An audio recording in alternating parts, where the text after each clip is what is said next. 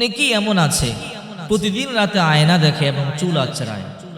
যারা রাতের বেলা আয়না দেখেন অথবা চুল আঁচড়ান, সাবধানতা অবলম্বন করবেন, নতুবা বিপদ হতে পারে। আমাদেরকে অনেকে বলে, হুজুর শুনেছি রাতের বেলা আয়না দেখলে স্বামীর হায়াত কমে যায়, স্বামী দ্রুত মারা যায়, স্বামীর অমঙ্গল হয়। কতটুকু সত্য এই বিষয়টা আজকে আমি ক্লিয়ার করব। কারণ এমন অনেক মানুষ আছে প্রতিদিন রাতে আয়না দেখে, প্রতিদিন রাতে চুল আঁচড়ায়। তাহলে এদের কি সামনে বিপদ আসতে পারে? বিশ্বনবী মুহাম্মদুর রাসূলুল্লাহ সাল্লাল্লাহু আলাইহি ওয়াসাল্লাম নিজেও আয়না দেখতেন।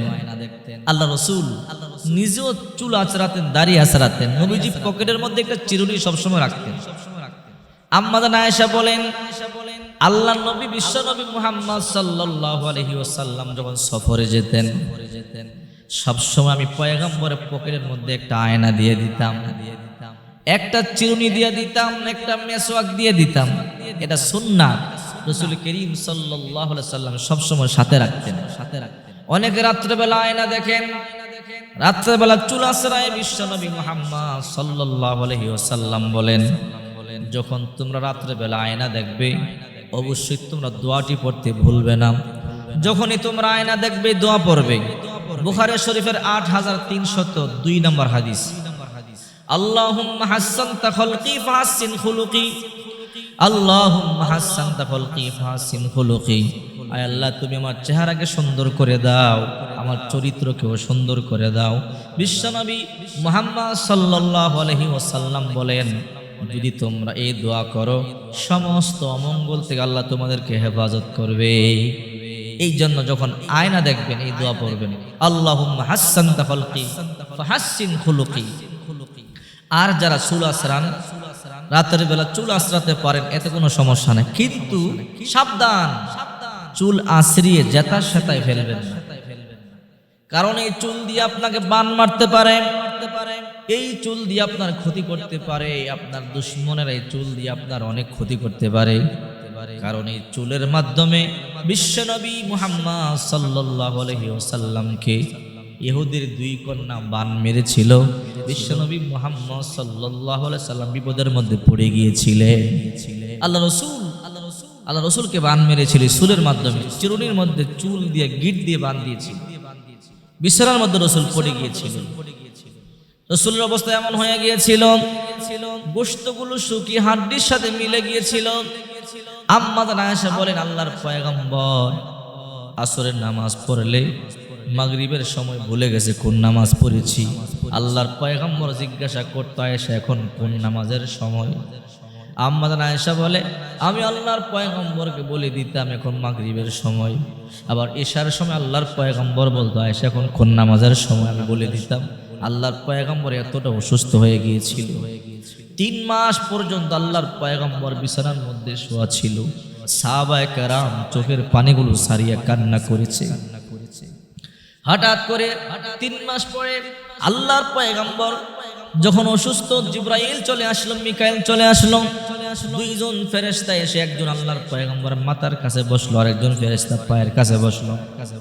একজন ফেরেশতাকে বলে, এই ব্যক্তিকে বলে মুহাম্মদ সাল্লাল্লাহু আলাইহি সাল্লাম, তার কি হয়েছে, তার কি রোগ হয়েছে? বলে, তাকে উমুকের 2 কন্যা তাকে বান মেরেছে। কিভাবে বান মেরেছে? চিরুনির মধ্যে চুল দিয়ে গিট দিয়ে বান মেরেছে। কোথায় আছে? উমুক কূপের মধ্যে আছে, কূপের নিচে। আল্লাহর পয়গম্বর শোনার পরে হযরত আলী রাদিয়াল্লাহু তাআলা আনহুকে বললেন, আলী তাড়াতাড়ি যাও, কূপ থেকে চিরুনি তুলে নিয়ে আসো।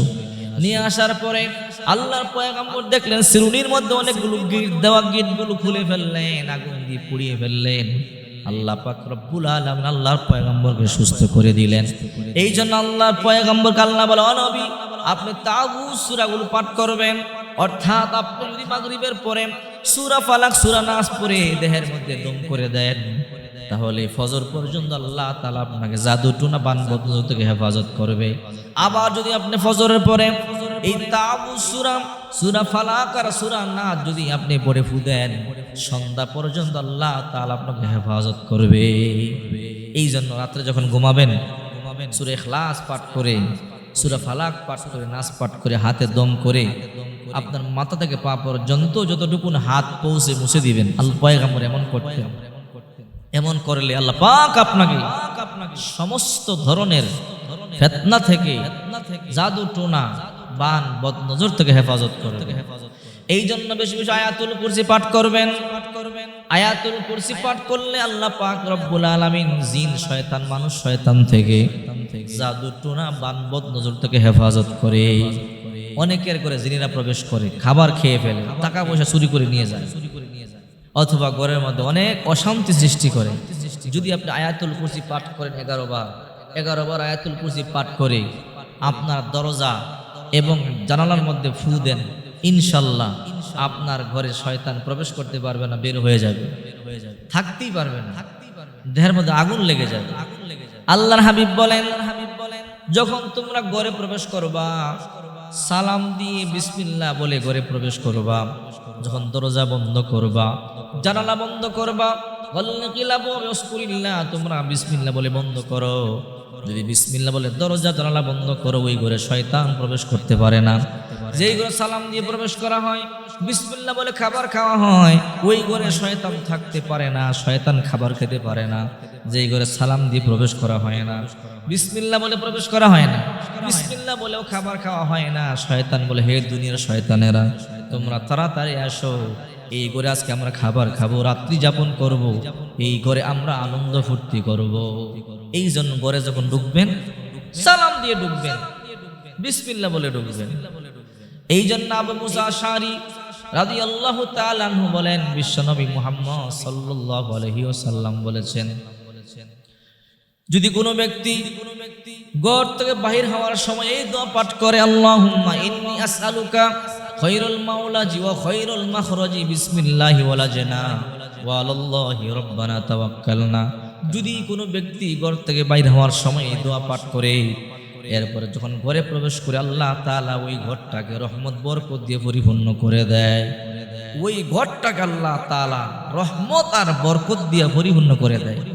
যদি আপনি আল্লাহর হুকুম মোতাবেক, বিশ্বনবী মুহাম্মদ সাল্লাল্লাহু আলাইহি ওয়াসাল্লামের সুন্নাহ মোতাবেক চলতে পারেন, আপনার ঘরে শান্তি বর্ষিত হবে, অভাব পড়বে না, টাকার অভাব পড়বে না, শান্তির অভাব পড়বে না। যদি আল্লাহর হুকুম না মানেন, আপনার অর্থের অভাব যাবে না, শান্তি আসবে না, অশান্তি লেগেই থাকবে, রোগবালাই লেগেই থাকবে। এই জন্য বিশ্বনবী মুহাম্মদ সাল্লাল্লাহু আলাইহি ওয়াসাল্লাম বলেন, আল্লাহর হুকুম আর আমার তরিকার মধ্যে শান্তি রয়েছে। আল্লাহর হুকুম এবং নবীজির তরিকার মধ্যে পরিপূর্ণ শান্তি রয়েছে।